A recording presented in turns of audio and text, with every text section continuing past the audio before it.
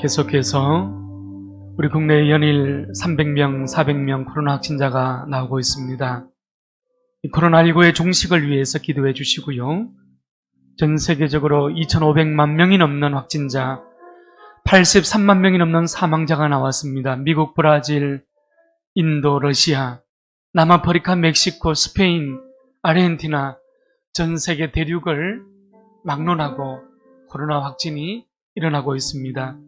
한국 교회의 신뢰도가 회복되어질 수 있도록, 이 시대의 역사의 책임의 자리에 설 수 있도록 우리 코로나19와 한국 교회를 품고 또 이 지역을 품고 함께 기도하며 나아가시겠습니다. 기도합시다. 하나님, 오늘도 성령을 부으시옵소서. 오늘도 성령을 부으시옵소서. 참 회복의 자리로 나아가야 되겠습니다.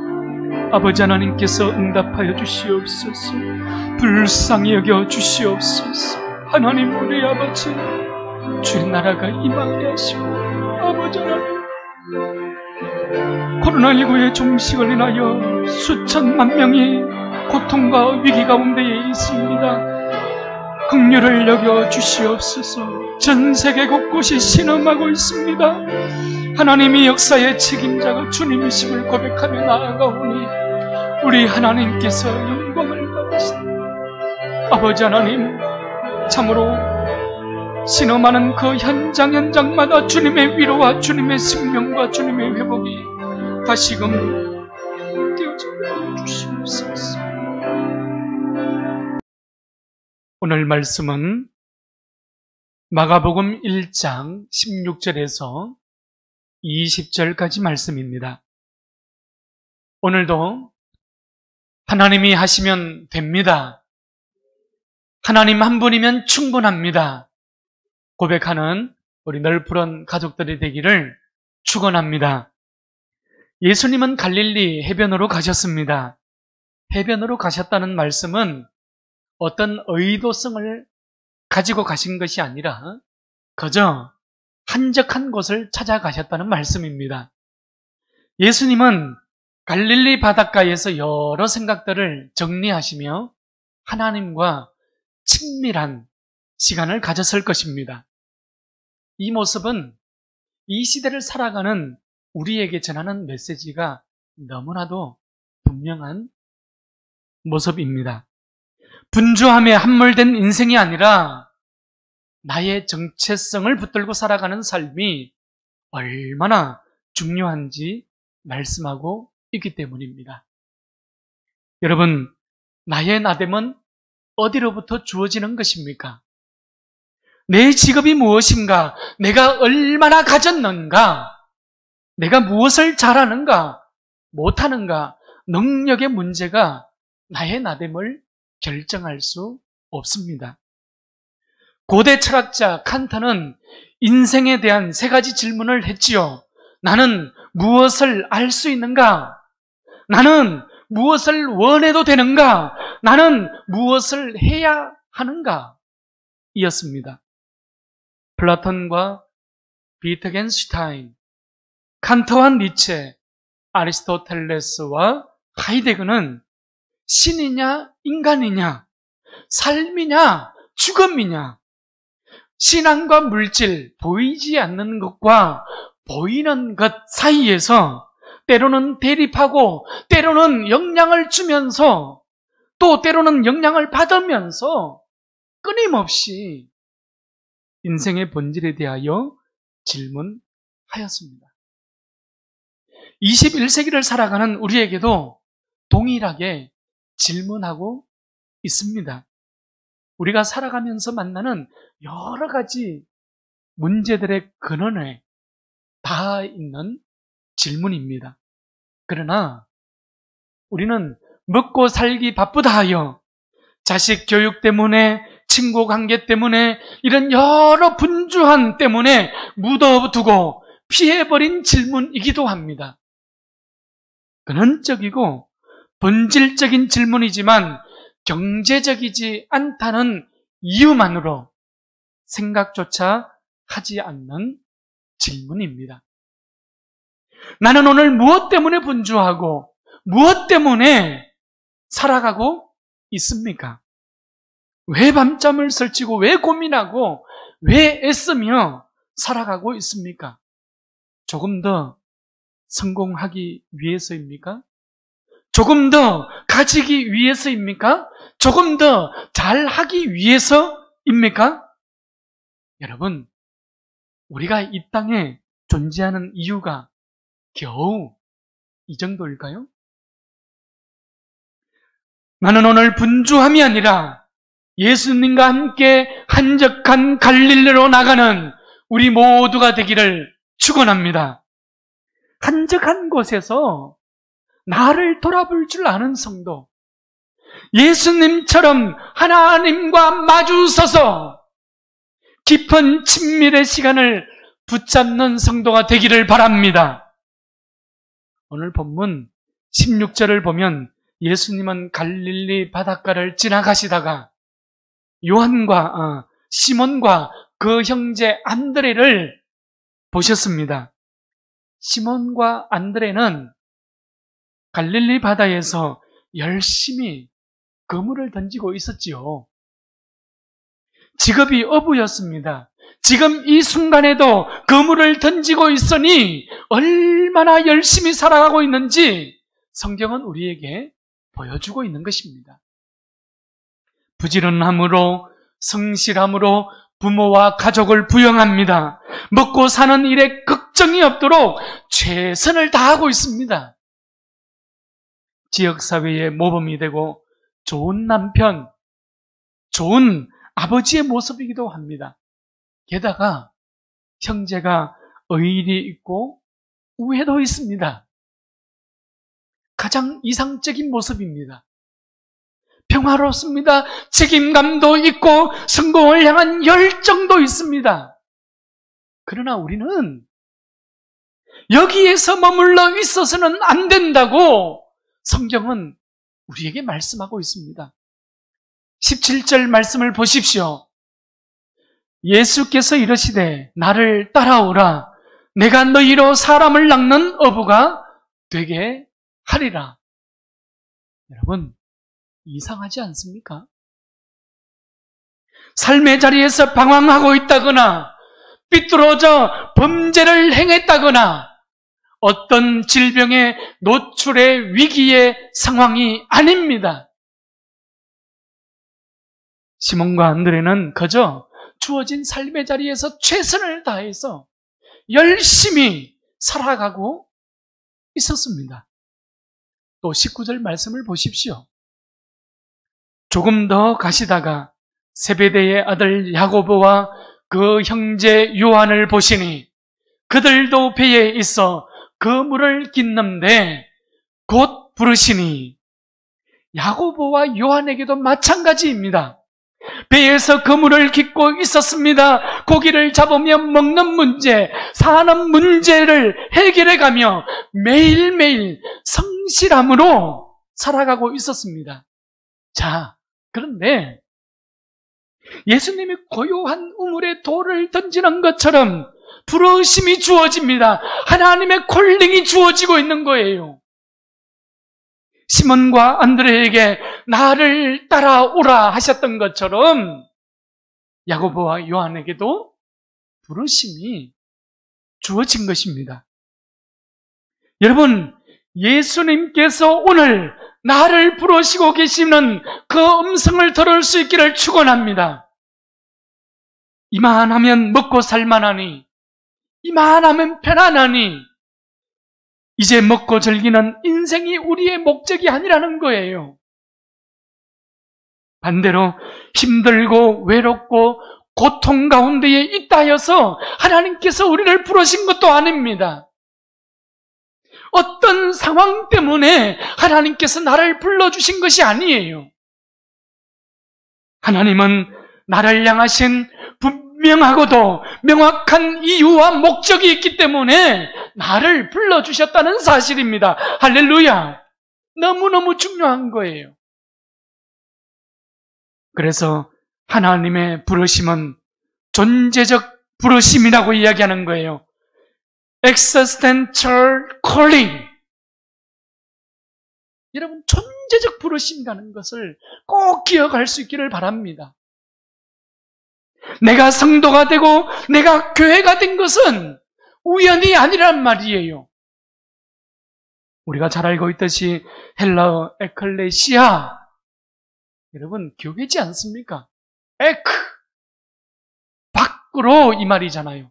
또 클레오, 부르다, 이 두 단어가 합성되어진 단어가 에클레시아, 불러내셨다는 말씀이지 않습니까? 그것이 교회의 존재입니다. 그것이 성도의 존재입니다. 겉으로 보이는 모습에 머물고 있는 우리 인생을 마치 뿌리와 같은 근원으로의 부르심이란 말이에요.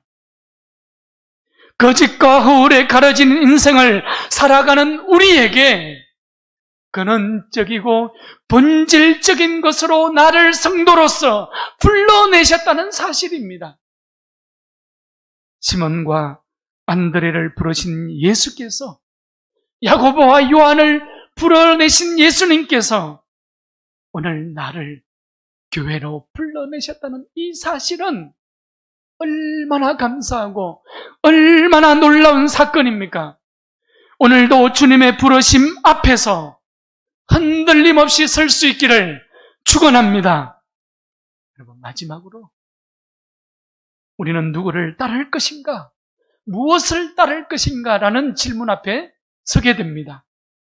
시몬과 안드레, 야고보와 요한은 어부로서 고기 잡는 일에 충실한 사람들이었습니다. 고기 잡는 일이 인생의 가치였지요. 고기를 잡는 일이 인생의 방향이었습니다. 아침에 눈만 뜨면 고기 잡는 일을 생각했지 않겠어요? 하늘의 일기를 살피며 오늘은 바람이 어디로부터 불어오는지, 오늘은 구름과 햇살의 강력은 어떠한지, 추위와 더위는 어떠한지, 배와 그물의 상태는 어떠한지 점검하고 체크했지 않겠습니까? 그리고 밤이 맞도록 물살을 가르며 만선을 기대하며 살았을 것입니다. 예수 그리스도의 부름이 있기까지 시몬의 삶의 모습입니다. 안드레와 야고보와 요한의 삶의 모습입니다. 이 모습이 나의 모습이요, 이 모습이 우리의 모습이지 않습니까? 성도 여러분, 이 모습은 겉으로 보이는 모습일 뿐입니다. 나는 누구를 따르고 있는가? 나는 무엇을 따르고 있는가? 나는 어디를 향하고 있는가? 오늘 18절 말씀을 보면 시몬과 안드레는 곧 그물을 버려두고 따르니라. 20절 말씀을 또 보십시오. 야고보와 요한도 그 아버지 세베대를 품꾼들과 함께 배에 버려두고 예수를 따라가니라. 다 버리고 예수를 따랐던 거예요. 내 손에 쥐고 있던 것을 다 버렸습니다. 여러분, 살면서 다 버리고 다시 시작하는 것만큼 어려운 일이 어디 있겠습니까? 평생 쌓아온 일입니다. 평생 지켜온 삶의 자리입니다. 예수께서 나를 따라오라. 이 한마디 부르심에 모든 것을 버리고 따라 나서는 여러분, 일이 감히 쉬운 일이겠습니까? 결코 쉬운 일이 아니지 않습니까? 우리는 성경에서 하나님의 부르심에 결단하는 믿음의 선배들의 모습을 기억하게 됩니다. 창세기 12장에서 아브라함은 고향과 친척과 아버지 집을 떠나서 내가 내게 보여줄 땅으로 가라. 이 하나님의 말씀 앞에 아브라함이 여호와의 말씀을 따라갔다고 기록하고 있습니다.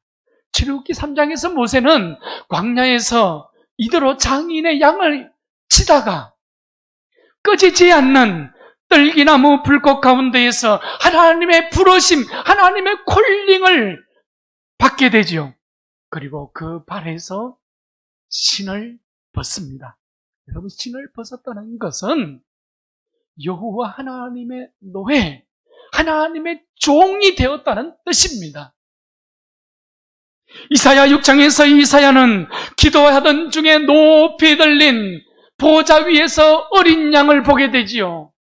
그 옷자락이 성전에 가득하였습니다. 천사들이 거룩하다, 거룩하다, 거룩하다, 만군의 여호와여, 그의 영광이 온 땅에 충만하도다. 누가 우리를 위하여 갈구하시는 하나님의 부르심, 하나님의 콜링의 음성을 듣지 않습니까?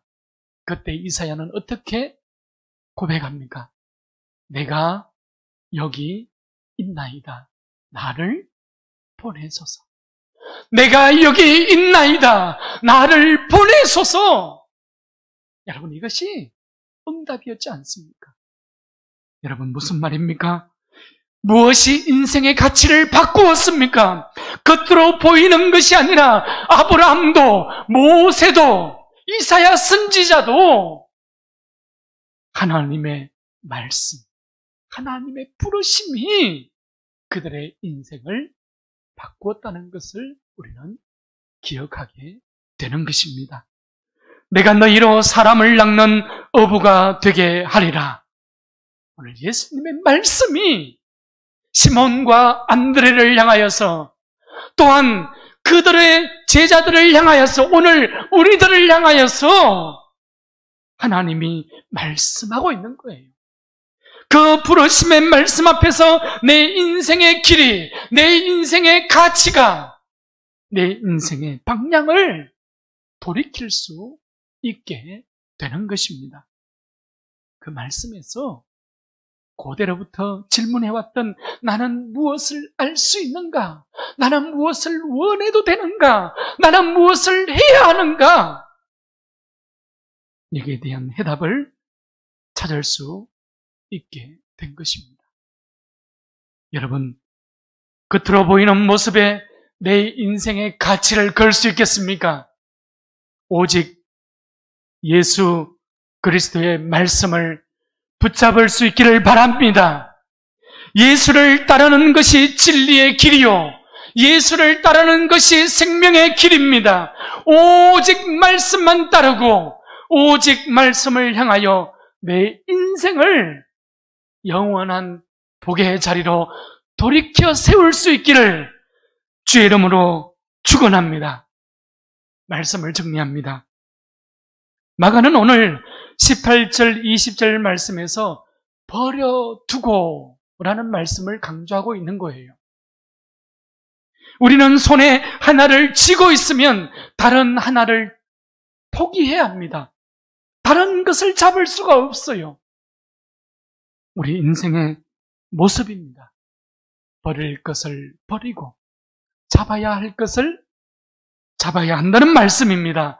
무엇보다도 근심과 걱정과 염려를 버릴 수 있기를 바랍니다. 내 두 손에 쥐고 있는 염려를 내려놓고 영원한 가치를, 하나님의 영원한 말씀을 잡을 수 있기를 바랍니다. 여러분, 세상도 잡고 예수님도 잡고 쾌락도 잡고 진리도 잡고 겉모양도 잡고 본질도 잡을 수 있다면 얼마나 좋겠습니까만, 성경은 이 모든 것을 버려두고 다만 예수를 따라야 한다고 오늘 우리에게 말씀하고 있는 것입니다.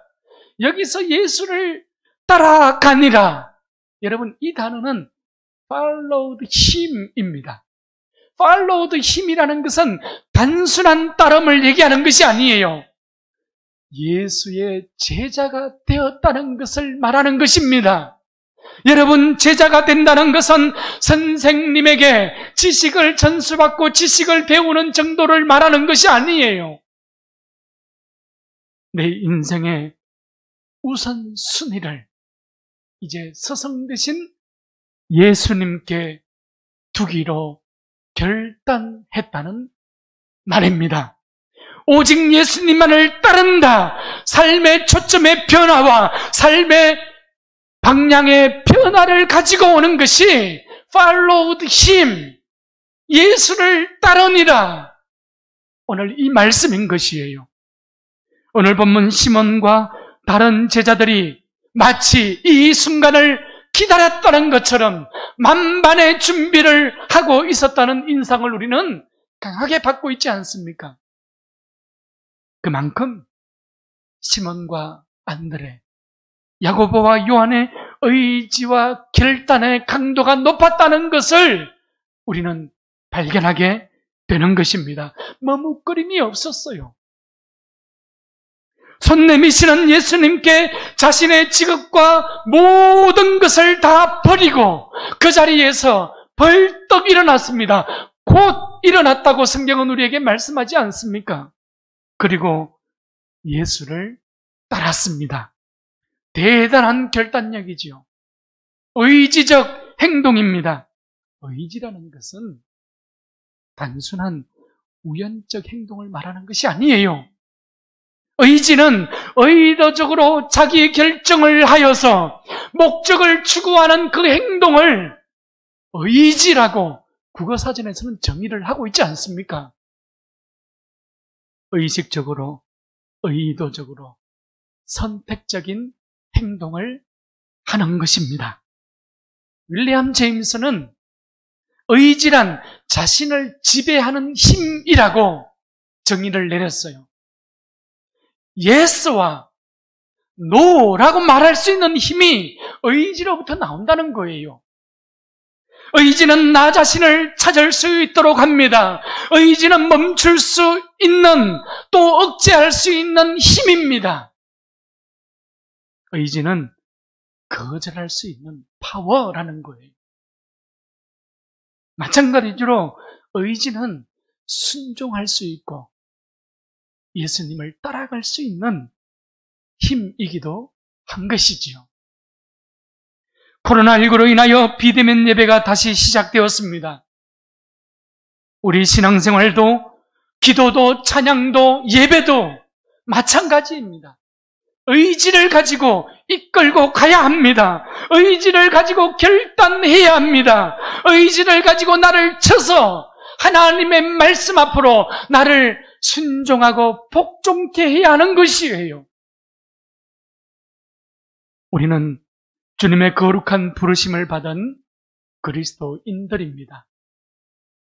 내 인생의 주인을 예수로 바꾸고 세상의 것을 포기하고 다 버리고 예수님만 따르기로 결단한 사람들이지 않습니까? 더 이상 내 삶의 주인은 내가 아니라 주님이시라는 결단을 내리고 살아가는 제자들인 것이에요. 자신을 위해 평생을 살아왔던 시몬은 이제 손에 쥐고 있던 과거의 모든 것을 다 버리고 말씀을 따라 베드로의 삶을 살아가게 되는 것입니다. 다른 사람들이 알지 못하였고 다른 사람들이 깨닫지 못하였던 것을 알고 볼 수 있었던 것이죠. 여러분, 예수님은 오늘 우리를 제자로 부르셨습니다. 우리도 의지를 가지고 예수를 따르기를 하나님께서는 오늘 나를 향하여 기대하고 계십니다. 의지를 가지고 일어나시기 바랍니다. 오늘 주님만 따라가기를 결단할 수 있기를 바랍니다. 여기에 인생의 행복이 있고 여기에 인생의 참된 의미가 있고 여기에 인생의 참된 능력이 있음을 볼 수 있기를 바랍니다. 그래서 다른 사람들이 경험하지 못하고 다른 사람들이 보지 못하는 하나님의 일들을 감당하는 귀하고 복된 성도의 삶이 되기를 우리 늘 푸른 공동체 되기를 축원합니다.